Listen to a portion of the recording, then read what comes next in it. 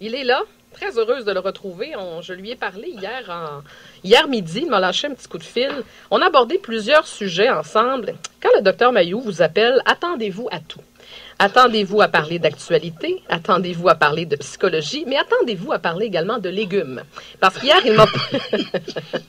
On l'entend rire, on va le saluer d'ailleurs. Docteur Mailloux, bon matin. Catherine. Oui.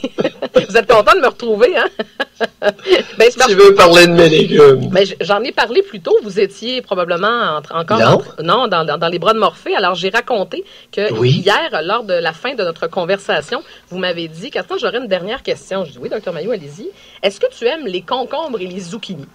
Alors, oui, là, j'étais un petit peu inquiète. Je savais pas trop où vous en alliez avec ça. Et finalement, pour m'avouer que votre jardin regorgeait de concombres et de zucchinis. Alors, je m'attends à rien de moins que des concombres et des zucchinis aujourd'hui. Vous ne me décevrez pas, j'espère? Ah, non, je les ai cueillis. J'ai fait ma tournée de concombres, et effectivement, il y en a, là. Oui, OK, parfait. Je pense que j'ai semé trop de plants. Je dois avoir 8 ou 9 plants de cocombes. Ah? Hey, ça produit du cocombe, ça, là. OK, parfait. Alors, on va en bénéficier à la station. Très heureuse, docteur Mailloux. On est très heureux de vous retrouver. Alors, à compter d'aujourd'hui pour les prochains mois. Donc, 7h10 à tous les matins. On vous donne... Vous avez accepté de revenir un petit peu plus tôt parce que votre nouvelle émission qui débute le 22 août, à compter de 9h30 jusqu'à 11h, ça s'en vient. Êtes-vous en mode préparation, docteur Mailloux? Non. OK, bon, je vais poser... Catherine, là, écoute, je dois vous dire, votre histoire de lapsus, et tu as mentionné tout à l'heure concernant, je sais pas, je me souviens pas comment tu as appelé ça, là. Tu as cité Danny Dubé, et qui a fait un commentaire, et d'autres, et tu as mentionné que ce genre de propos-là est souvent sexuel. C'est vrai? Mais c'est très intéressant parce que c'est vrai, Catherine. Mais pourquoi? Alors, les lapsus, c'est-à-dire ces mots ou la langue sur lesquels la langue touche. Oui. Alors, la langue nous fourche et un mot sort, et c'est souvent teneur sexuelle ou agressive, devrais-je rajouter, Catherine. Ah, mais pourquoi? Oui. C'est quoi l'explication? Ben, écoute, c'est une manifestation, on appelle ça un lapsus. Oui. Et c'est une manifestation de l'inconscient. C'est-à-dire, il y a des éléments dans notre coco, dans notre psychisme, dans notre cerveau, qui ont été refoulés il y a longtemps. Okay. Et ils viennent se glisser à l'occasion dans notre langage. Ah oui. Et ça peut donner des petites perles de langage, comme la double pénétration de Danny Dubé. Oui. Donc, quand on dit enculé au lieu d'acculé, ça veut dire, c'est quel souvenir qui revient en tête? Non, mais c'est terrible, ça. Oui, on va faire attention. Celle-là n'est pas drôle, là. Non, mais c'est... il y a des lapsus. Oui. Il y a des lapsus dont on peut rire, mais il y en a d'autres qui sont légèrement embarrassants. Ben, c'est clair, mais moi, docteur Mailloux... Acculé au mur, disons que... Non, c'est pas la même chose.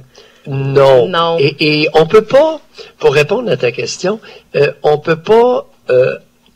remonter de l'extérieur, c'est-à-dire un tiers ne peut pas remonter à l'origine du lapsus, mais la personne qui le fait, avec un analyste, peut l'aider, l'accompagner, lui ou elle, à remonter à la source de cet exutoire-là. Ben, est-ce que c'est tant souhaitable que ça de retourner à la source? Parce que moi, je vous donne un exemple. Dans ma carrière... Catherine, le gars, il va le répéter. Je vais m'entendre te le dire. Ben, pensez-vous? Alors, écoute, si tu le fais pas, ton histoire, et tu vas en sortir un autre du même ordre, ça sera pas trop long, là. OK, ben, c'est pas moi. Dans ma carrière en radio, là, ça fait 15 ans que je fais ça. Ça m'est déjà arrivé de présenter, au lieu de dire Gilles Duceppe, j'avais présenté Gilles Dusexe. Alors, ça, vous voyez? Ben, Catherine, ça, là, on s'en parlera entre nous deux. OK. On va laisser faire pour en nombre. Parce que, blague à part, c'est relatif, ça peut être relativement anodin, mais ça peut être singulièrement embarrassant. Exactement. Hey, Dr. Mailloux, oui, ça peut refléter quelque chose de notre inconscient. Alors que ça plaise ou pas aux détracteurs de Freud, l'inconscient existe et il se manifeste par des mots comme ça, des lapsus ou des actes manqués. On veut aller en quelque part, puis on part dans la direction contraire. Ouais. Aïe aïe. Hey, Dr. Mailloux, Je veux qu'on aborde, parce qu'hier, quand on s'est parlé, vous étiez en vacances quand toute cette saga entre Julie Snyder et Pierre-Carl Péladeau, on apprenait... Non, j'étais pas en vacances, oublie ça, j'ai travaillé autrement. Oui, ben en tout cas, moi j'étais en vacances, puis on s'est pas parlé. Bref, on n'avait pas notre chronique ensemble. Là, je vais pas sur les mots ce matin. Ce que je veux savoir... Non, je veux juste te dire que j'ai suivi ça avec beaucoup d'intérêt et avec assiduité. Oui, mais je veux avoir votre opinion là-dessus comme psychiatre, parce que il y a eu beaucoup de critiques à l'endroit de Julie Snyder au départ, avant qu'on sache que c'était Pierre-Carl Péladeau qui la faisait suivre. Mais moi, je vais prendre la position de la femme, OK? Moi, en tant que femme, de savoir que mon ex-conjoint me fait suivre, je trouve ça particulièrement épeurant. Est-ce que c'est juste moi? Je trouve que c'est un comportement un peu douteux. Alors, Catherine, tu es une femme normale. OK. Alors, la plupart des femmes, dans ma carrière, j'ai eu beaucoup de femmes qui se sont fait suivre par des ex, surveiller, espionner, etc. Et je peux te dire que c'est épeurant pour la vaste majorité des femmes. C'est très intimidant. Et j'en ai une même qui, par une psychologue, s'est fait traiter de paranoïaque parce qu'elle avait révélé à la psychologue en expertise psychosociale qu'elle se sentait suivie. Alors, la grande psychologue l'a traité de folle, a écrit que c'était une paranoïaque, qu'elle avait besoin d'un psychiatre. Et 4 ans plus tard, on a découvert effectivement que l'ex la suivait, la surveillait, l'espionnait et l'a même suivi jusqu'à Montréal. Non, mais ça arrive souvent, Dr. Mailloux. 4 ans plus tard. Mais est-ce que c'est un comportement qui est pratiquement uniquement masculin, ça? De suivre? Oui. Y a-t-il des femmes qui font suivre leur mari aussi? Ça doit, j'imagine? Non, dans ma pratique et de ma vie sociale, non, c'est jamais arrivé. Ah. Elles vont faire des mauvais coups. Les femmes vengeraient, c'est l'histoire des téléphones la nuit, là. Okay. 40 téléphones la nuit. Ouais. Ouais. Et le plus que j'ai vu, c'est de vouloir mettre du sucre dans la tank à gaz là, de l'ex.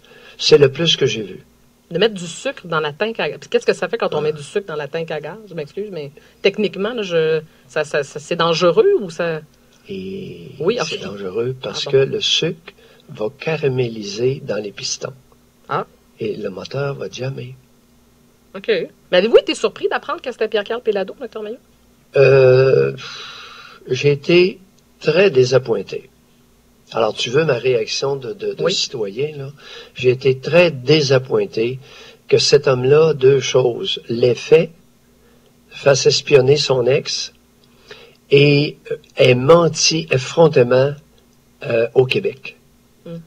Le sacrement, lorsque on lui a demandé si c'était lui, non, un porte-parole, tu sais, les porte-paroles, là, et les porte-paniers percés, là, non, c'est pas moi, puis hey, le type a présidé le Parti québécois. Fiefé, menteur, effrontément. Ça, j'en suis pas revenu. Le mensonge à la collectivité québécoise m'a renversé. Oui. Mais moi, je trouve que c'est... Deuxièmement, c'est un intimidant de premier plan. Et je suis très réservé ce matin. Je déteste ce comportement-là. Alors, la raison pour laquelle il y a peu de femmes qui font suivre des hommes, parce qu'il y a des hommes que, lorsqu'ils se sentent suivis, deviennent violents. Et j'en suis. Oui. Ben, oui, je peux comprendre. Non, sentir suivi, là, oh! Malin, le monsieur! Oui, moi, je prendrais pas la chance de vous suivre, en effet. Mais, Dr. Mailloux, est-ce que c'est un comportement qu'on peut dire de l'ordre de la jalousie ou ça dépasse la jalousie? Oh, oui, je pense que... Écoute, ça se pourrait, ça n'a rien à voir avec la jalousie. Maintenant, oui, la jalousie est un facteur explicatif. C'est une hypothèse explicative dans ce genre de comportement-là. Mais c'est assez craqué, merci, là. Mais le but, Dr. Mailloux, c'est quoi? C'est de faire... Et c'est rien, il va venir nous faire croire que c'est légal. Oui, c'est vrai, c'est légal, mais c'est carrément immoral et c'est crétin.